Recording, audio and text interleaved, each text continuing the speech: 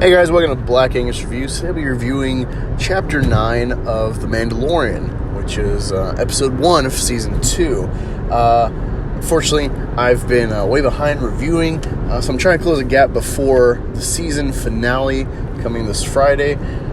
So stay tuned for reviews of every episode, giving my take, what I liked, and of course there'll always be spoiler-filled, so be warned. So this one I really like because it's really simple. You really got kind of two phases. You got this kind of introductory kind of prologue direction for the plot of the season, which is the Mando with Baby Yoda trying to find Mandalorians to hopefully find, you assume maybe Grogu's species, but at the least Jedi in general.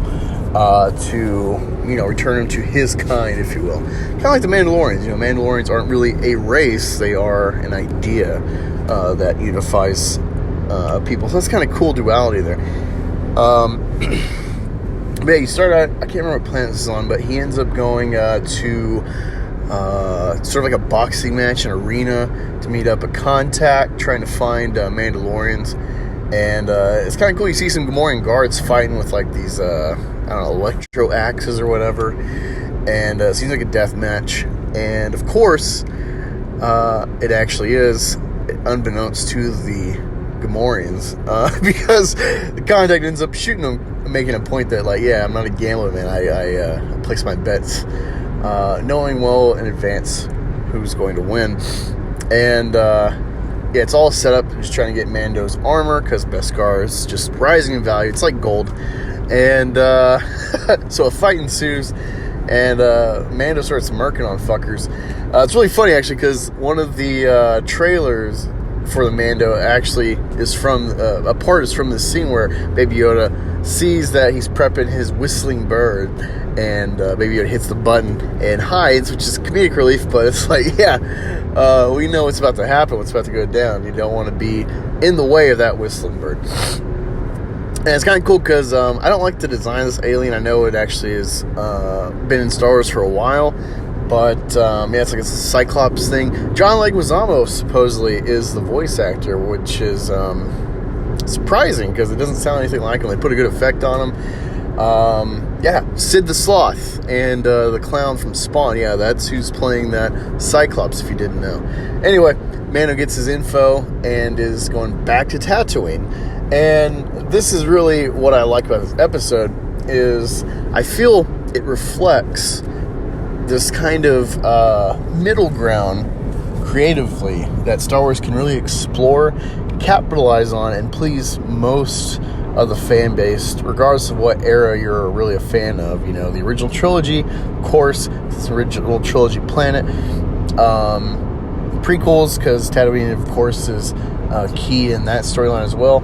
And sequels, because they're just ripping off the originals. If I'm being frank. But, yeah, he goes to Tatooine and, is trying to find this bounty hunter stuff. And he hears about, essentially, the armor is what he's hearing about. He goes to this little shithole mining outpost that's not even really on the map. And it turns out the sheriff, Timothy Oliphant, is wearing Boba Fett's armor. And they're about to do a standoff when a crate dragon is tearing up the town. And so you see this problem. It's kind of funny how, like, they're really tense to pull off this kind of Western vibe of a shootout. And then Oliphant's just like, wait 1 second. I don't think he fit the armor well. It wasn't convincing. He looked too lanky and scrawny for that armor. But the backstory with it is cool, especially seeing some more Jawas. I love Jawas, and Sandcrawler and whatnot. Yeah, essentially, his town was overrun right after the Empire lost the second Death Star. The town was overrun by this kind of bandit mining company or whatever, and he stole whatever he could and ran off and possibly could have died in the desert if it wasn't for the Jawas, and the contents inside what he stole was worth what Boba Fett's armor was, hence he gets it and takes over marshaling the town to present some law and order and safety, security for the people. And it's pretty much it. And they have this crate dragon problem. He's like, all right, you help me kill this, and I'll give you the armor. And so you kind of get this whole side quest for the armor. And, not Boba Fett, Mando, Djarin, ends up forcing an alliance with Sand People and the village, the town folk, whatever you want to call them.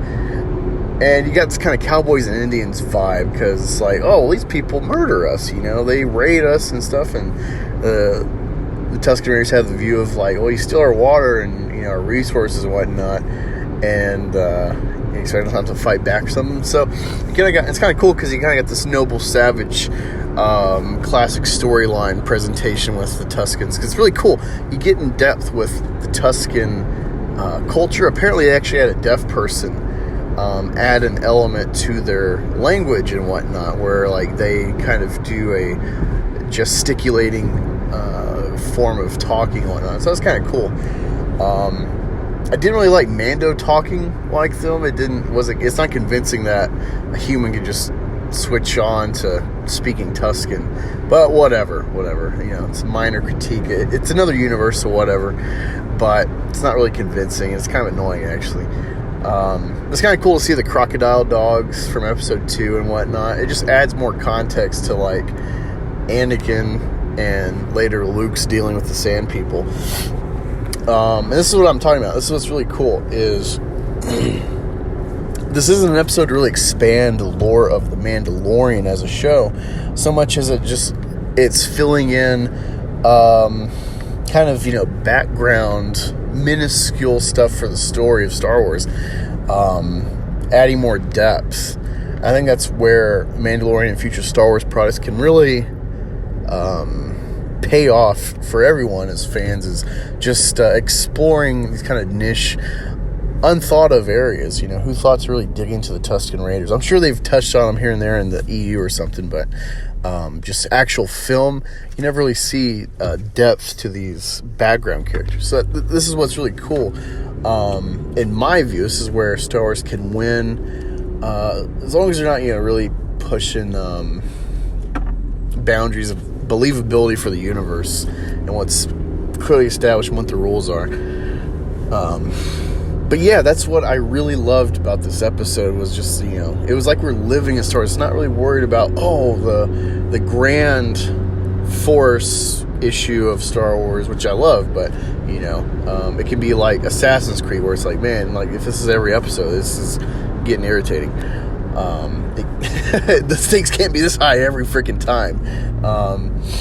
You know, and it wasn't really about Baby Yoda or the Mandalorian's lore. Is just living in Star Wars. That's what was really nice about this. And I want to see more of this. So I like the next episode 10 as well, because it's not really plot heavy for the main storyline we're there for. It's just, let's live in Star Wars for a minute. You know, it's just, this world's so fun just to be in, and I like that. I like that a lot. That's really all I got for you. You know, of course, Crate Dragon plan, blowing it up from the bottom, doesn't really work, and there's this weird twist where this incredible beast, it's well adapted to its environment, actually has a defense mechanism besides its scales and whatnot, and its power. It has acid, which did not see coming, and rewatched the episode to kind of refresh my mind. I was like, oh fuck, I forgot it has acid that melts people. And it doesn't go to plan, blowing it up from the bottom, so Mando ends up pissing it off and having it swallow him in a bantha full of bombs hole, and he electrocutes it and then blasts his way out.